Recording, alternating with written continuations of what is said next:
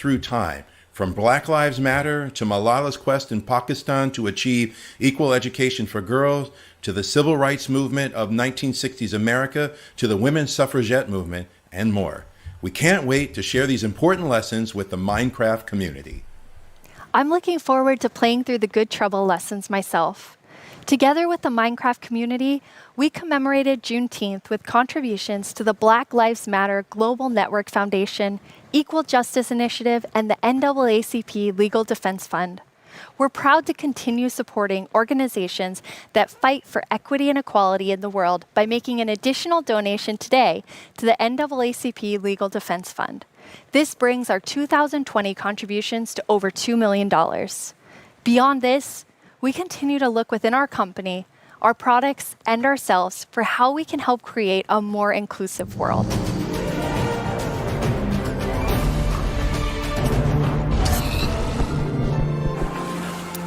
Now it's time for a brand new segment of our show. You may have missed our next guest during the Minecraft Update segment, but not to worry. You're about to get some dedicated time with the one and only Jeb. Hello. Hello. Thank you very much. It was very different not having you in the Minecraft Update section. Yes, it's a little bit different this year since we always want the ones that are actually working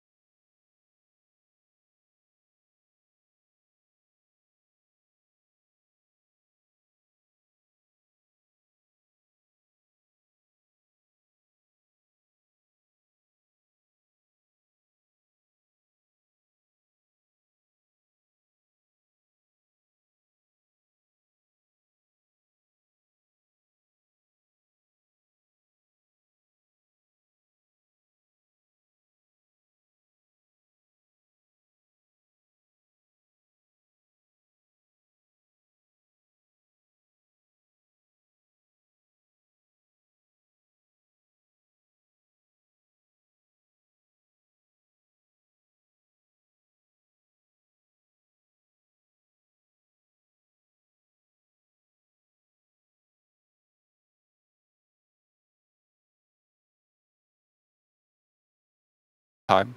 And it's not only important for the way you play the game, but it's also if you're playing together with someone, let's say you're building a house or something, then I will be able to observe what you're doing and quickly understand where you're going. And then I can help you, and every block counts.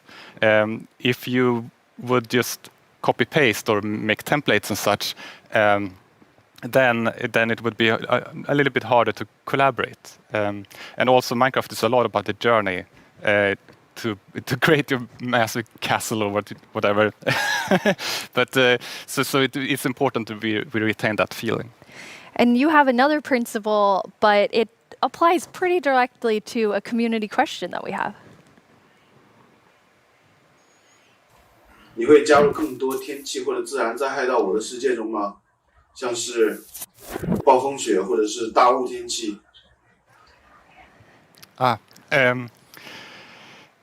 我的世界的中国玩家大家好，感谢你的提问。Wow, yes. Yes, the Chinese community inspired me to try to take on a new language, but I have a long way to go, honestly. But about the question, if we're going to add things like natural disasters, that kind of contradicts one of our other guiding principles, that bad things happen, but they're technically the player's fault. Okay, they're the player's fault. Yes, in the sense that it was either caused by a player, like a griefer or summoning the wither, or a player was nearby, such as when a creeper explodes. So whenever something bad happens, we want to make sure that the players are either actively taking part of that or have a way to prevent it from happening.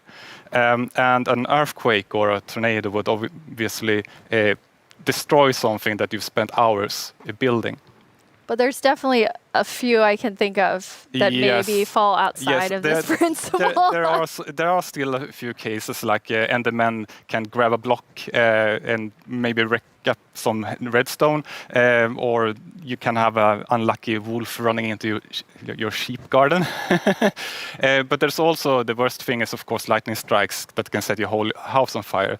But I'm hoping that Agnes and the team may have a plan for that. Exciting. Mm-hmm. So what's the last feature you were active in developing? Yes, the last feature I did was the netherite feature.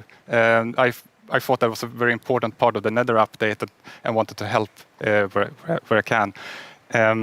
But I don't want to, since I'm working with so many different projects now, I don't want to do something halfways and then kind of leave it to the team to fix my bugs. So I try to be a little bit hands-off.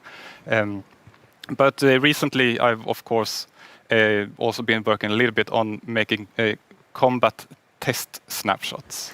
That leads us to another community question. Hey, I'm Dan TDM, and I would love to know what kind of combat mechanic changes are being made to Minecraft Java Edition. Yes, and that's an excellent question. We currently have a problem that on the two different editions of the game, there are different combat mechanics or combat systems, and that's bad both for us as designers that have to take both systems into account, but also bad for the community that wants to have the same experience. So the main objective is to reach parity. But I still want to make sure that we make a system that is kind of fits with the building and that doesn't distract too much from building, but still gives us this depth that allows us to design interesting behaviors. Also, I want to make sure that it works both good in both player versus environment. That means adventuring and players versus player. And I want to make sure that it feels good playing both with mouse and keyboard. And when you're on a controller, you don't get tired by frequently pressing the trigger. And we also want to improve touch, like the touch experience. So it's a lot to do. But you said you weren't working on feature development. But yeah, it's you true. are working on combat? Yes, I mean, of course, it's a little bit hard to keep your hand out of the feature cookie jar. But in this case, I also felt that this was an area where I could help the team, so they could focus on doing the content updates. But at some point in the future, I will, of course, dump this on the team. Okay, so exactly what you said you Yes, don't want to do. Yes, and they will have to carry it over the finish line. Yes. Nice. Now, speaking of combat, we just had a really cool announcement about Alex and Steve coming to Super Smash Brothers. Yes, and that is so amazing. And just like I said, like my job gets easier because everyone's so talented. And just in this case, Sakurai-san and his team they really understand Minecraft and have made an absolutely amazing Super Smash Brothers fighter. And Sakurai has also made a really amazing video for all of us in the community.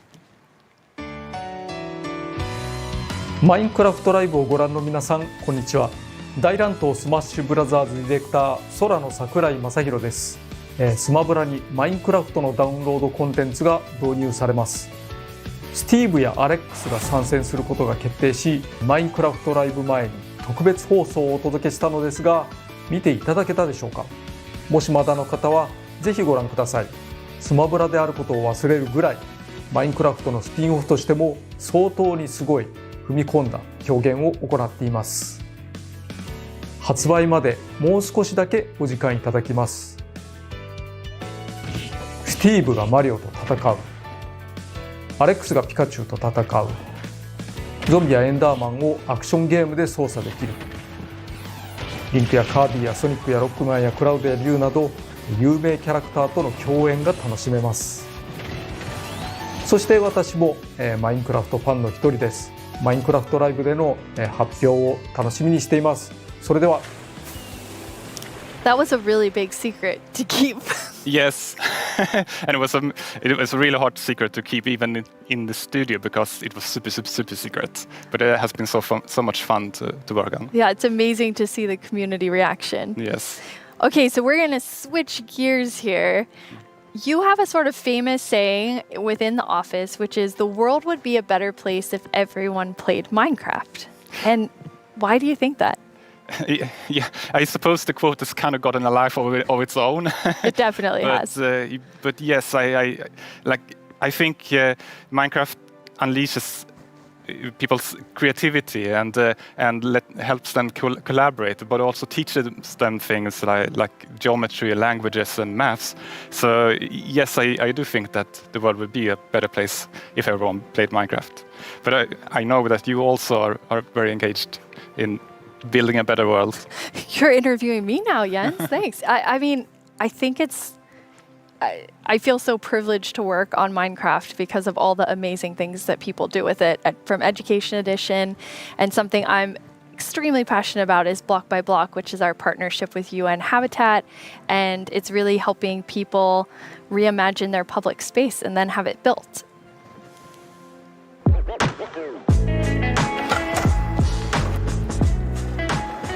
I love this place. It's such a nice area, but it has not always been like this.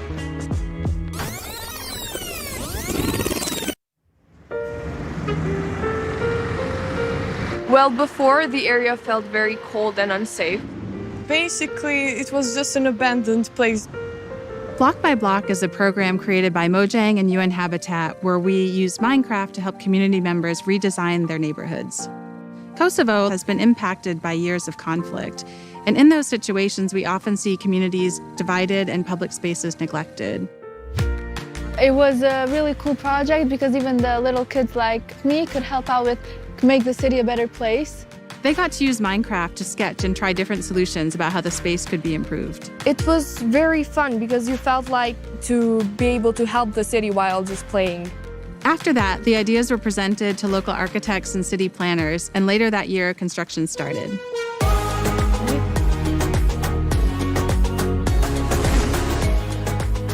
It's been 5 years since we participated in the program, and the street since then has become more developed and it is now more frequented than before. It seemed kind of unbelievable that this was made with Minecraft. So seeing my own idea as a kid, changing a whole area in my city, it was very special to me. It's unbelievable that we were able to make reality what was once only an idea in our computer screen. Finally, decision makers have changed their perspective because maybe they realize that we can make a change. In a democracy, you want the people who live in that community to be asked about what's going to happen in that community. So this is a perfect example. The community was asked, the community decided, the community designed, and the community is using it. I'm probably going to be like really happy and be like, hey friends, I made this. I walk here almost every day, and every time I see it and I see a lot of people spending time here, it's a very gratifying feeling. I just hope it will become real as soon as possible. So the reaction of the community was great, and to me it was a great feeling which I'll never forget. I came up with a skate park idea and some trees surrounding the park. It is possible to change the world and make your dreams come true.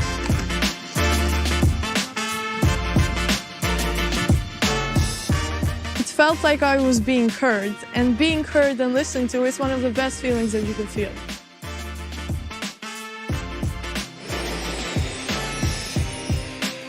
I actually was able to go to Kosovo at the start of that project, and it's just amazing to see the transformation using Minecraft. Yeah, it's amazing. Yes.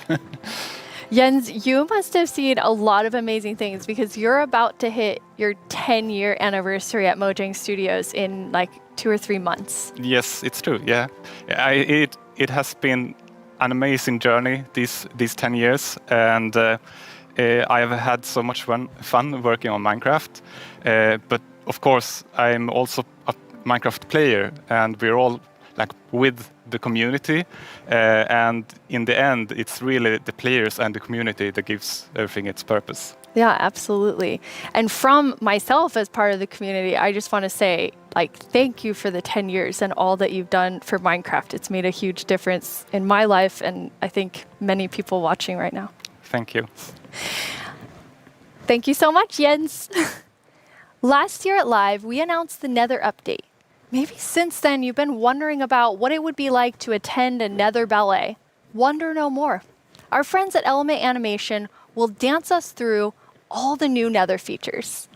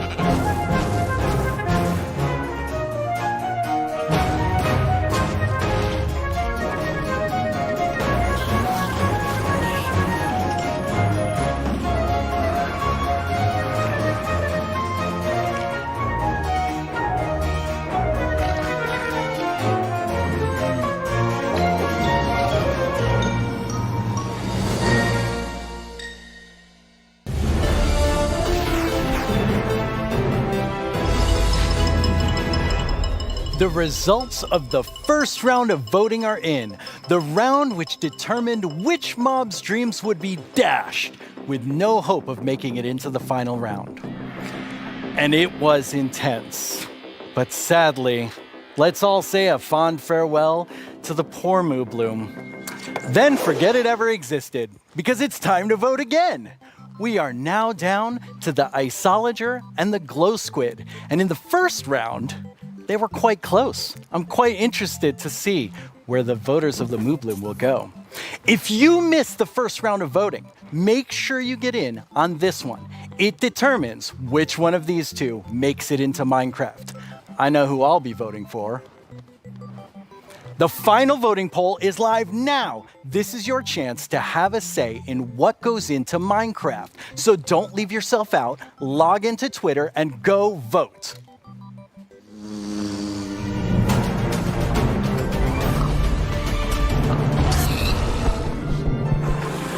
Hello, I'm Quinn, head of the Marketplace Partner Program, and I'm joined by two of my favorite people. How about you guys introduce yourselves?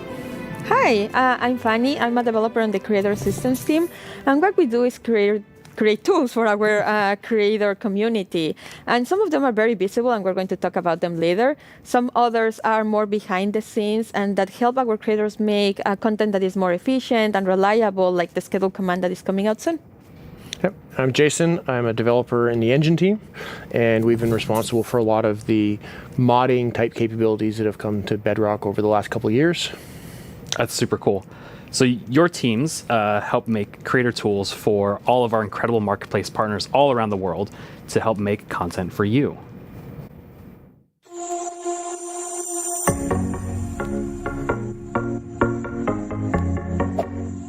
Kia ora koutou mā, ko Whete tēnei from Piki Studios here in Aotearoa, a team of 3 making content for the Marketplace and Minecraft Education Edition.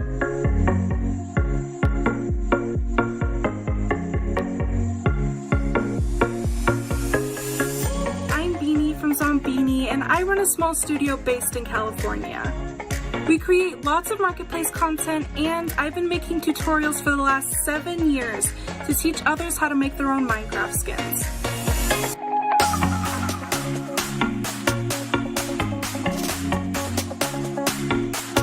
Magandang umaga, Minecraft Live. My name is Mark from Kubo Studios, and we are 15 working here in the Philippines.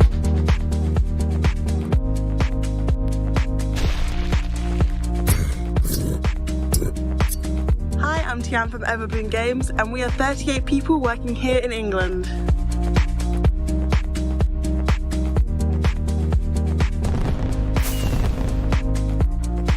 Hi, Minecraft Live, this is Lizcraft, and we hope you like our stuff on the marketplace.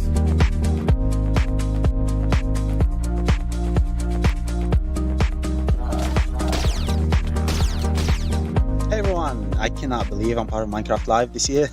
My name is Yasser, aka StarkTMA from MC Texels, and we are super excited about the new updates.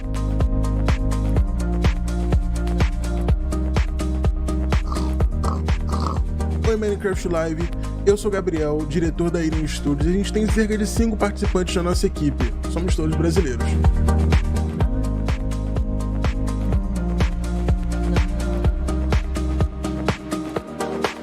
I'm Vicky, also known as Geeky Pixels from NetherPixel Studios, and I get to spend my days making content and working with awesome people.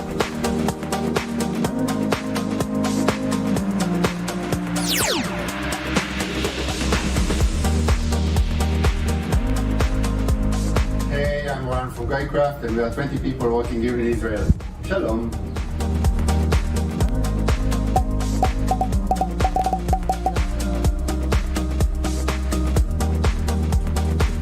And the best part is all these features can be used by all creators. So what do you have to show us today? Yeah, so for the last couple of years, we've been doing a lot of work with the entities in the game. So this time, we've doubled down and gotten it so that we focused on items and blocks. So as part of that, I made a custom crop to kind of show off a lot of the capabilities. So over the summer, everyone at Mojang Studios was given tomato seeds to try and grow a tomato plant at home. So I thought that was kind of the perfect inspiration to go make a crop. So you can interact and place the seeds, use the crops. See, they're kind of growing. We got a couple of them getting to the flower stage. Got a few now that I can actually go pick. So in this case, I've made them work like the sweet berry bush, where you can just right-click on them. But I think tomatoes taste disgusting, so I thought it was better to make them as something you can throw. So Quinn and I had some fun. We were throwing them around. It's harmless, or sort of harmless. Yeah, totally harmless. Yeah. You knocked me in the lava. It was mostly by accident. But tomatoes will actually rot on the vine as well, and if they rot for too long, you get a little rotten tomato monster that can spawn from it. So I'm gonna fight him off here. But yeah, he throws rotten tomatoes. They don't fly as far as a regular tomato, but they knock you back a lot more. But kind of based off all this stuff, I think tomatoes maybe aren't the best idea. So I'm going to get rid of all my plants and never grow them again.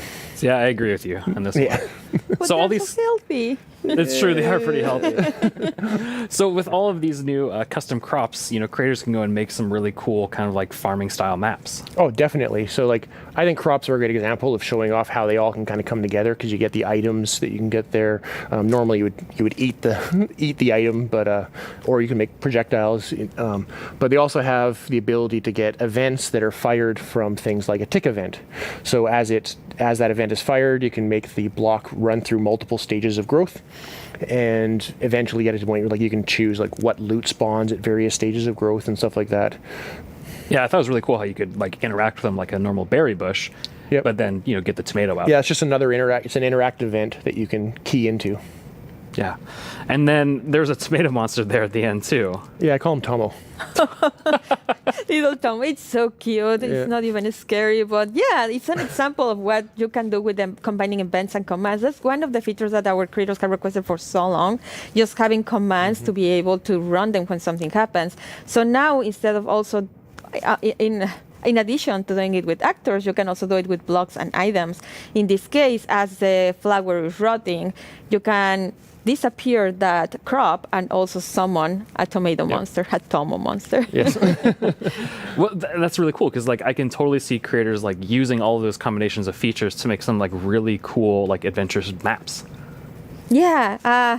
Like, for example, the little adventure that we can show you, where we were going to the desert, and then we found this mysterious a golden skull and also an equally mysterious pedestal in the middle of the desert. So we decided to place our golden skull over there and see what happened. And yes, we have a mountain that is hollow. And as the brave warriors that we are, we went exploring. And obviously, we found some creepy monsters inside. Luckily, we have our trusty custom sword to fight them off. Oh, that helps. I'm not sure if we even survived that.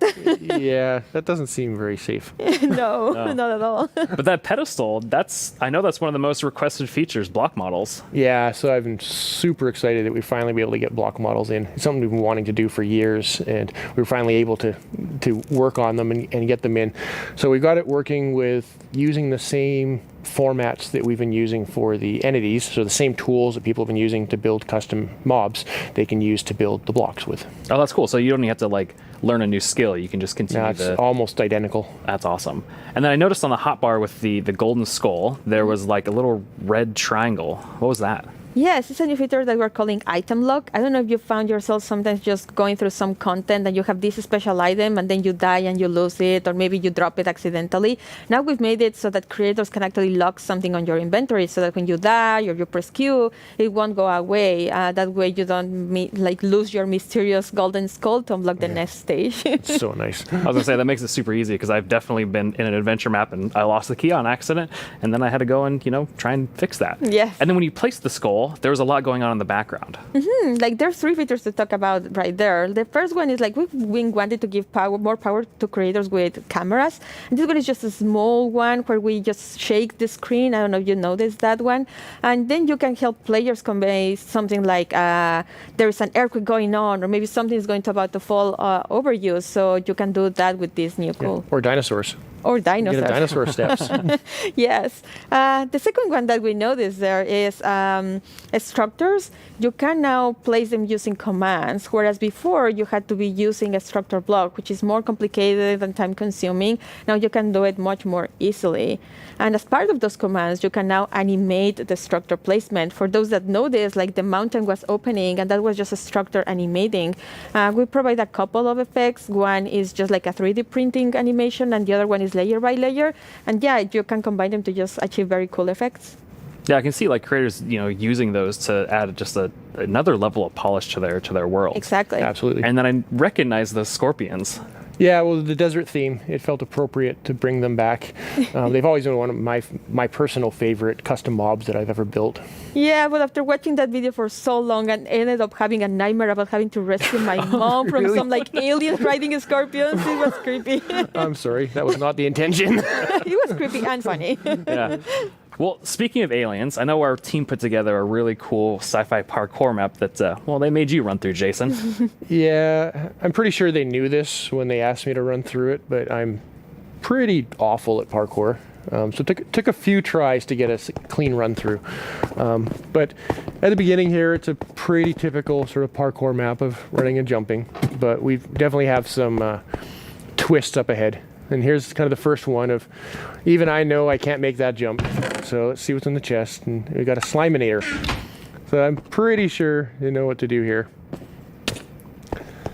So now, hopefully, I will jump and be able to clear this gap. And please, yes. Make it up. So to get teleported to the next section, kind of make it along and see what next obstacle we have. So now I know the chests have useful things in them. So we got a Blockinator. And we'll throw that across and get a little platform. Now I can make this jump. Even I can make that jump. And we got the hot dog, or the cyber dog, and float up. But it poisoned me, so I needed to use the antidote to rescue me there. Make it across and get through here. Now we got a wall in the way, so let's see what tool we have to get through the wall. And insta presto, and get through here. Keep going along. And this should be our last obstacle here. But I can see the teleport pad, but I can't quite get to it. But that shaft up above looks promising, along with the ladder. So let's go up and see what gets here. Fall down, And block breaks, I can get to the teleporter. And Fanny's already there. You made of course. Yeah, finally. Wow, that's super 86 cool. times. I love That's just pretty the good. aesthetic of that too as well, like all the art and things. So those teleport blocks, those seem like a really cool way to add like another level of immersion to the worlds you're creating. Yeah, with data-driven items and blocks, we get so many new events that you can act on. Like, for example, in the case of the teleporters, you can step on it and then an event will trigger and you can react in so many ways. You can add particles, or in this case, for example, you run a series of commands that just teleport you to the next area. That's awesome. And I love the Slaminator, the Blockinator, and the Magic Wand. I've never seen items do that before. Yeah, so that's another example of how combining the same tools you can achieve so many different effects. For example, the Sliminator was just using the event and the fail command, right, to replace the blocks at the bottom with the slimes. Then the next one, we have the wand, and that one is just replacing blocks with air. And then we also had the Blockinator, which allowed you to walk by placing some blocks, replacing air with blocks. So just by combining events and the same command in different ways, you achieve so many cool effects. Yeah, so it's just small little simple things you can combine in lots of different ways and get a wide variety of results. And even that Blockinator allowed you to make that jump. Yes. And then I also saw that there was messing with mob effects too as well. Yeah, so we've had an example of custom food in there, but in addition to just satisfying hunger like a food normally does, you can add and remove mob effects. So we had the Cyberdog that gave 3 effects, the levitation, nausea, and poison. And then we had the antidote that would actually only remove 2 of them. So unlike a bucket of milk that removes all mob effects, you can make things that remove very specific things. Yeah, and then it seemed like you got, after you use that, or after you use the magic wand to get to that wall, it seemed like you were stuck, but there was something else that was going on there. Oh yeah, so there is the block that was in my way. So we made it so that another one of these events, similar to the on step on, is we also have an on fall on. So in this case, it was just an on fall on, and you can set what distance you want the event to trigger. So you have to fall at least 10 blocks or something like that. And when you land on it, we then break the block, similar to like the tomato plant and other things that we saw earlier. Yeah, and it seemed like it took you quite a few tries to make it through, but Fanny was able to do it first try. Yes, unlike others, 86 times. Yeah. Yeah. And one new feature that we have is that on raw text, you'll be able to show the names of the players that are of interest at that moment, and also show scores. Like in this case, we were tracking how many times Mayor was dying. Yeah. Well, thank you both for coming on to the stage and talking a little bit about these creator tools and new features that are coming out. And with these new features, there's going to be a pretty amazing new thing coming out later this year for all Minecraft players. Remember, GDL will not be held responsible in the event of a likely death.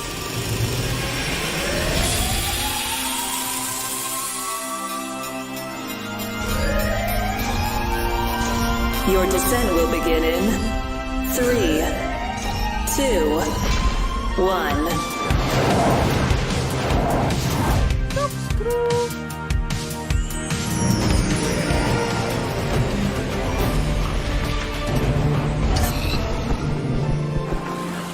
We know you've waited a long time for this update, and if you thought the first set of features for the caves were awesome, it's time for even more awesomeness. Agnes and Nir from the Vanilla Minecraft gameplay team are here to tell us what else is coming to the Caves and the Cliffs update.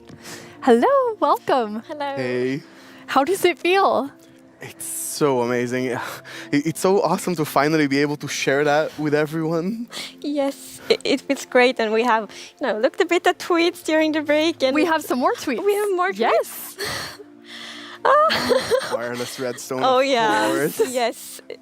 There will be so many cool things you can build with that, and the warden. It's amazing to see all the excitement. It's so cool.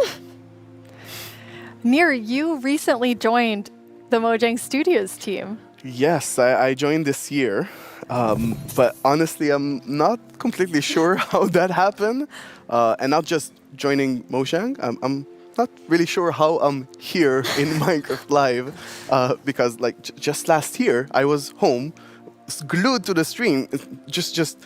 I had to know what the next thing is coming to Minecraft, and today it's not only that I get to share that, I got to work on some of those things, so it's fairly incredible.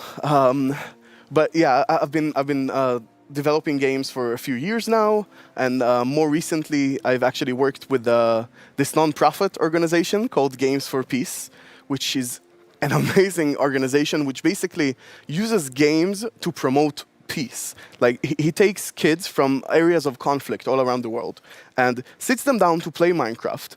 And sometimes it's kids that don't even share a language, so they can't talk. So Minecraft is the language they share. Minecraft is what helps them connect and get to know each other and creates friendships, right? And it was amazing being part of that. It's so cool. I mean, sometimes I feel like, oh, I know all the amazing things that are happening with Minecraft. And then you described that to Agnes and I, and we both were like, we've never heard that. And it's so cool. It's so beautiful. Amazing. Absolutely beautiful. So in this update, you've been really looking at like filling out the caves even more. Yes, so there are even more things to show. And in the things we showed so far, it's a lot about like improving the journey underground, but of course we also want to add like new things to find, like new resources, and one of them are crystals.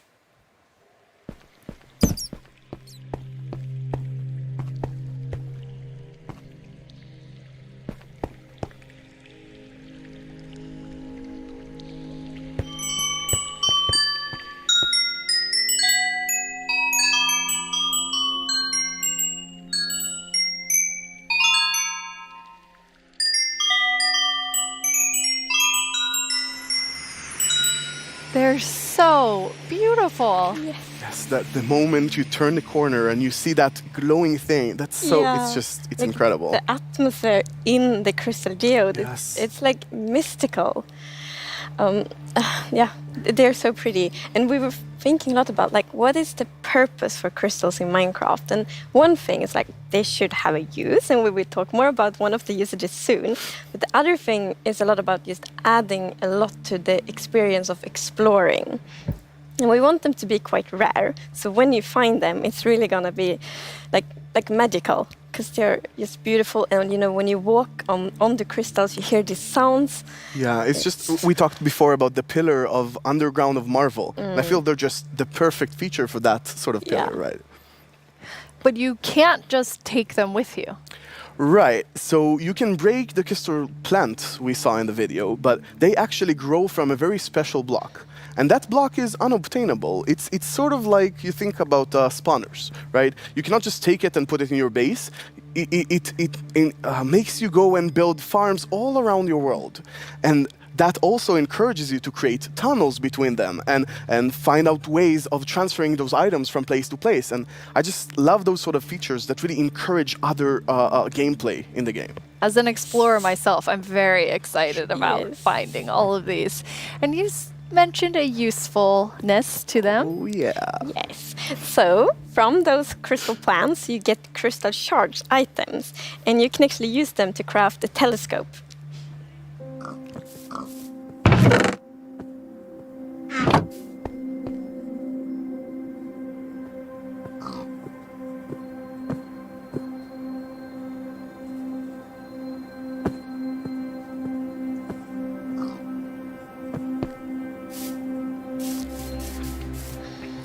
That is amazing. It is. It's such a useful item. Super cool. And the cool thing is that, so yes, you use the crystal shards to craft them, but you also need something more, and that's also a new thing that we added.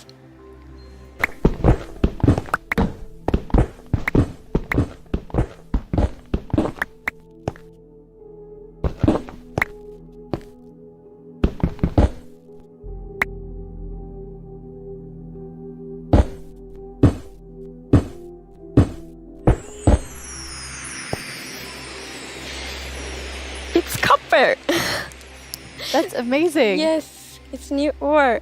And you saw the copper ore in the video. And a very interesting thing with the copper ore is that it generates in a different way. So normal ores often generate like an ore blob, but copper is different. So imagine that you are out mining and you see copper ore. So you're like, okay, I'm gonna mine the copper. And then you see some stone. It's like, they look a bit different. So you continue to mine, and then you find another copper ore. And you probably go like, okay, I think I found a copper vein. So we're actually adding ore veins to Minecraft. And like they really add so much to mining. It gets so interesting because it's kind of like following a trace when you mine, and they tie so well to the pillar we have about adding strategy to mining. Yeah. That's amazing. And you've personally wanted copper in the game since you start, maybe before you started? Yeah, you mentioned it once or twice. Well, maybe a few times.